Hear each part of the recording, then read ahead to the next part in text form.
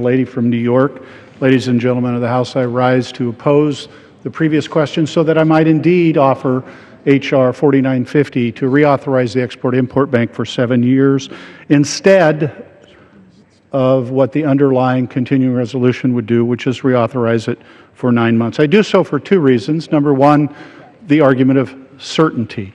The fact of the matter is, and here's the truth, 9-month extension of the Export-Import Bank is not certainty.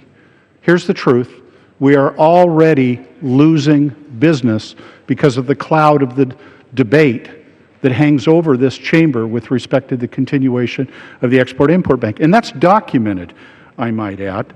So we need certainty. And everybody who comes from the private sector has made that argument on this floor. I come from the private sector. I make that argument. The truth of the matter is, here is the truth. The number one advocate for eliminating the Export-Import Bank likes the idea of a 9-month extension because it plays into his hands of getting rid of it. Now, I take the gentleman from Oklahoma at his word. I know him to be a gentleman of honor and integrity, and I appreciate deeply his words of support of the Export-Import Bank. But the Export-Import Bank will be weakened with this language and will be subject to termination at the end of June 30 when it is isolated and left alone. One of the arguments that's offered for 9 months is to give time for an effort to develop a reform proposal. I know of one such effort underway, the gentleman from Tennessee, Mr. Fincher, and he is operating in absolute good faith. There is no question in my mind he's working hard to get there. There is equally no question in my mind that the effort to extend the XM, if we do it for just 9 months, will be severely weakened. Severely weakened. There is no assurance. There is no certainty that it will go beyond. We have a proposal that would do that has 201 signatures on it as co-sponsors, I might add. And the second reason, the Export-Import Bank makes America stronger. It created 205,000 jobs last year. It reduced our nation's deficit by $1 billion in October when that amount of money was transferred to the U.S. Treasury. It creates jobs, and it creates good-paying jobs, manufacturing jobs. It enables America to compete in an increasingly global economy. Most people lose sight of the fact that just since the year 1980, global trade has increased 5-fold.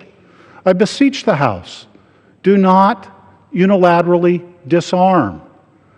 Here's the truth. 59 other, virtually every developed nation on the face of the planet has an export credit authority.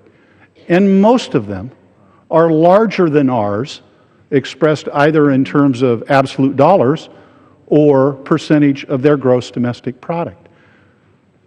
For us to allow the Export-Import Bank to expire is to unilaterally disarm in an increasingly global trade-driven economy.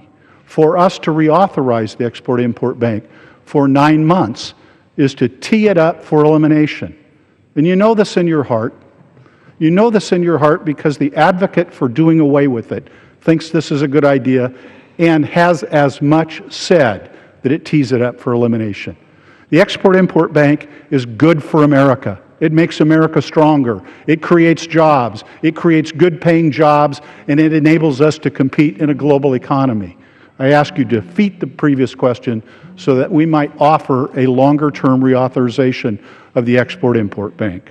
I yield back the balance of my time. The gentleman yields back his time. The gentleman from Oklahoma. Mr. Speaker, I yield myself such times I may consent. The gentleman is recognized for as much